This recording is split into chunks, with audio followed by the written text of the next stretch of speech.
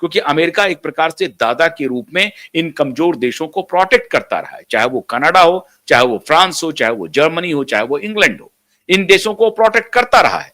Japan हो सकता है कि इस स्थिति का लाभ उठाने की कोशिश करे, और जापान ये मौका गंवाना नहीं चाहता है, क्योंकि जापान आज से नहीं, पिछले लगभग 80 वर्षों से, उससे भी अधिक कह लीजिए आप, 80 वर्षों से एक ताक में बैठा है जब वो अमेरिका को सरपास करना चाहता है। हर तरह से वो आगे बढ़ना चाहता है। जापान की बेचारे की वो हैसियत नहीं हो पा रही है कि वो उनको सीधा सीधा मुकाबला दे, टक्कर दे, क्योंकि जापानीज कंपनियां अमेरिका के बहुत सारे सेक्टर्स में अच्छा खासा शेयर होल्ड कर रही है। खाली ऑटोमोबाइल में भी अगर आप जाएं तो जापान की टोयोटा या जापान का होंडा बहुत अच्छा काम कर रही है अमेरिका में, एक और खास परसेंटेज वो शेयर बनाए हुए है अमेरिका में। ऐसे ही जापान की और भी जो कंपनी है टेक्नोलॉजी की, उनका भी अच्छा खासा शेयर है। अब ऐसी परिस्थिति में अगर ये पेमेंट गेटवे प्लान ब्रिक्स का कामयाब हो गया, तो इंटर बाकी जो अगर ब्रिक्स के नहीं भी हैं, लेकिन दूसरे देश के साथ भारत ये कहेगा कि साहब वहां पर अगर ये टेक्नोलॉजिकली आप देखिए कि नया पेमेंट गेटवे है, तो उसमें हमको डॉलर की कोई जरूरत नहीं है, कोई डॉलर को लेन देन से बाहर अगर आपने कर दिया, तो आप सोचिए कितना बचा लेंगे। अभी जो आपकी डिपेंडेंसी है डॉलर के ऊपर, वो एक प्रकार से खत्म हो जाएगी। और फिर आप कहेंगे कि नहीं, हम डॉलर को रिजर्व के रूप में, आपका परेशानी होती है कि हमारे रिजर्व के रूप में डॉलर कितना बचा हुआ है, क्योंकि अभी हम तेल के लिए डॉलर में करते हैं कारोबार, कोई भी चीज जो खरीदते हैं उसमें डॉलर में, अगर हमको डिफेंस की कोई प्रोडक्ट खरीदनी है तो डॉलर में पे करना पड़ता है, और डॉलर में पे करने के लिए रिजर्व हमको रखना पड़ता है साहब कि इतने डॉलर में हम इनको पे कर दें। नहीं, हम अगर रुपए में पे करते हैं तो हमारे जो क्राइसिस है वो बढ़ती जा रही है। अभी 88 रुपीस के ऊपर हो गया है $1 की कीमत, उसको आप घटाने से रहे।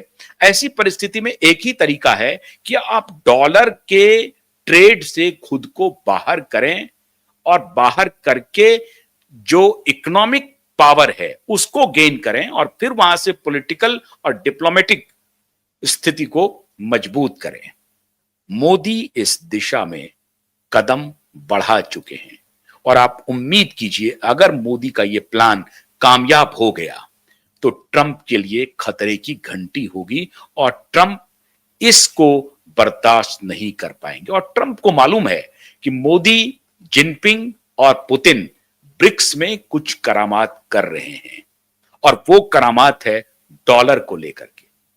ये ट्रंप को मालूम है, इसलिए ट्रंप राष्ट्रपति बनते ही लगातार ब्रिक्स को लेकर के उनकी शंकाएं बढ़ती जा रही थी। लगातार ट्रंप ये कहते रहे कि ब्रिक्स के जो देश हैं वो कुछ गड़बड़ कर रहे हैं, वो कुछ गड़बड़ कर रहे हैं। और गड़बड़ी क्या है? वो यही गड़बड़ी है कि अगर उन्होंने डॉलर को सरपास कर दिया, डॉलर को प्रचलन से ही बाहर कर दिया अपने देशों के बीच में लेन देन में, तो क्या स्थिति होगी। जैसा मैंने आपको बताया कि 31.5% का जीडीपी में स्टेक है, कंट्रीब्यूशन है। ये बड़ा कंट्रीब्यूशन है, ये इकोनॉमी को हिला देगा, वर्ल्ड इकोनॉमी को हिला देगा।